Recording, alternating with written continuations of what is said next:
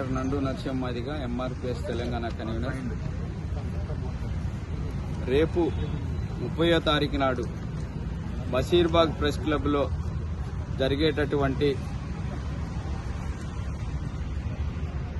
భూ అసైన్మెంట్ భూములకు యాజమాన్య హక్కులు ఇవ్వాలని చెప్పి జరిగేటటువంటి యొక్క మహాసభను జయప్రదం చేయవలసింది అని కోరుతూ ఈరోజు ఆర్ట్స్ కాలేజీ ఆవరణలో భూరక్షణ సమితి రాష్ట్ర అధ్యక్షులు బుగ్గ మైసయ్య గారు మరియు sociology department professor Ramaiah sir గారి ఆధ్వర్యంలో ఈరోజు పోస్టర్ కరపత్ర ఆవిష్కరణ చేయడం జరిగింది.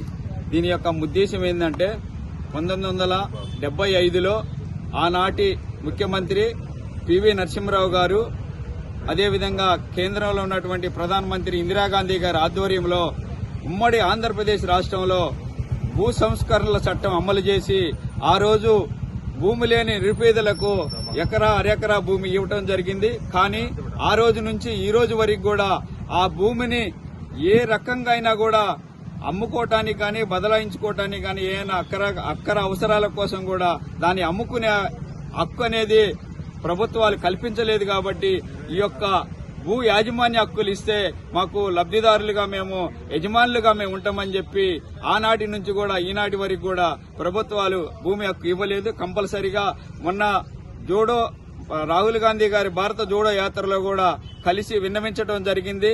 కాంగ్రెస్ ప్రభుత్వం వస్తే మేము ఇస్తామని చెప్పి రాహుల్ గాంధీ గారు కూడా చెప్పడం జరిగింది.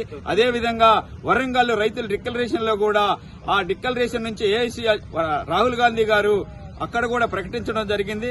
అదేవిధంగా చేవేళ్లలో జరిగినటువంటి దళిత డిక్లరేషన్ లో కూడా మేము అధికారంలోకి వస్తే కంపల్సరిగా ఈ అసైన్మెంట్ భూములకు యాజమాన్య హక్కులు ఇస్తామని చెప్పి ఏఐసీసీ అధ్యక్షులు మల్లికార్జున ఖర్గే గారు కూడా ప్రకటించడం జరిగింది. అదేవిధంగా మొన్న జరిగినటువంటి విద్యా శిల్పకళా వేదికలో జరిగినటువంటి మాదిగ ఉద్యోగస్తుల మా మీటింగ్ లో కూడా మన ముఖ్యమంత్రి రేవంత్ రెడ్డి గారు కూడా ప్రకటించడం జరిగింది. ఎందుకంటే ఈ యొక్క అసైన్మెంట్ భూములపైన కంపల్సరిగా సమగ్ర విచారణ చేసి మేము యాజమాన్య హక్కులు ఇస్తామని చెప్పి ముఖ్యమంత్రి రేవంత్ రెడ్డి గారు కూడా ప్రకటించడం జరిగింది.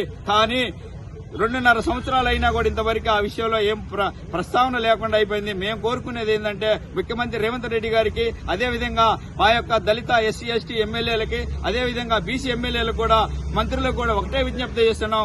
మా విన్నపాన్ని గమనించి రాబోయే అసెంబ్లీ సమావేశాలు, ఇప్పుడు జరిగేటటువంటి అసెంబ్లీ సమావేశాల్లో కనీసం ఒక అసైన్మెంట్ భూములపైన ఒక చర్చ జరగాలి. దానిపైన యాజమాన్య హక్కుల గురించి కూడా ప్రస్తావన జరగాలి. కానీ మొన్న జరిగిన కేబినెట్ సమావేశంలో కూడా చర్చ కూడా జరగలేదు.